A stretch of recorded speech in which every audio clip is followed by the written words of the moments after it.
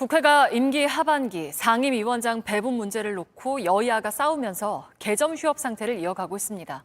지난달 30일 0시를 기해서 사실상 업무 공백 상태인데요. 보시는 것처럼 국회 상임위 홈페이지도 위원회 구성 전이라면서 멈춰서 있습니다.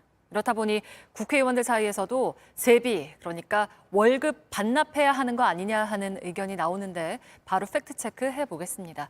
자, 이재은 기자, 오늘 이런 주장을 한 거는 민주당 의원이었죠? 네, 그렇습니다. 이원우 의원이 소셜미디어를 통해서 상임위 구성이 안 되는 현실을 이렇게 비판한 겁니다. 국회의원은 있지만 국회에 소속된 국회의원은 없는 유령 같은 기이한 상황이라고 꼬집었는데요.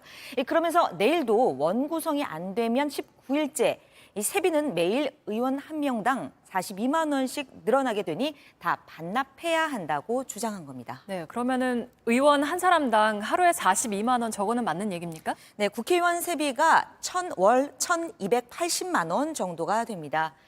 일반 수당, 관리 업무 수당, 입법 활동비 등을 합한 건데요. 이걸 30일로 나눈 겁니다.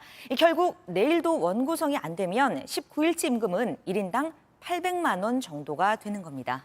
네, 근데 세비, 그러니까 의원들 월급을 반납을 하면 세금에서 나온 거니까 국고로 다시 돌아가는 겁니까?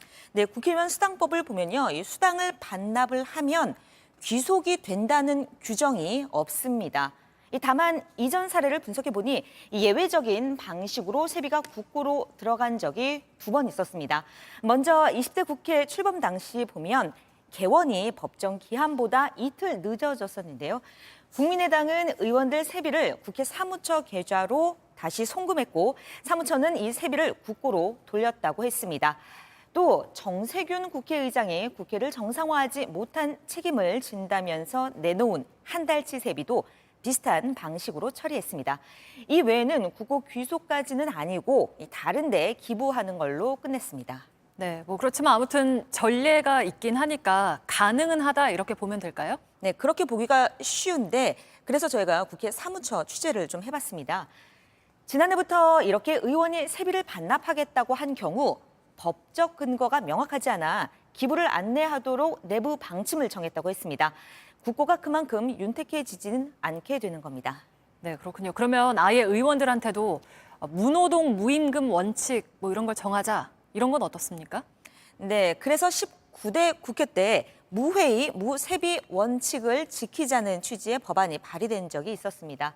당시 새누리당 154명이 공동 발의한 사실상 당론이었는데요. 국회법에서 정한 기간 내에 국회의장과 상임위원장 등이 선임되지 않는 경우 그 기간만큼 수당이 지급되지 않도록 하는 내용입니다. 하지만 국회 임기 종료와 함께 폐기됐습니다. 20대 국회 들어와서도 민주당 이해찬 대표가 국회 파행 시 세비 삭감을 적극 검토한다고 했지만 흐지부지 됐습니다. 네, 그러니까 결국에는 뭐 의원들이 선언적으로 말만 해놓고 실제로 자신들이 월급을 못 받는 제도 같은 거는 진짜로 만들진 않은 거군요. 네. 네, 잘 들었습니다. 팩트체크 이지은 기자였습니다.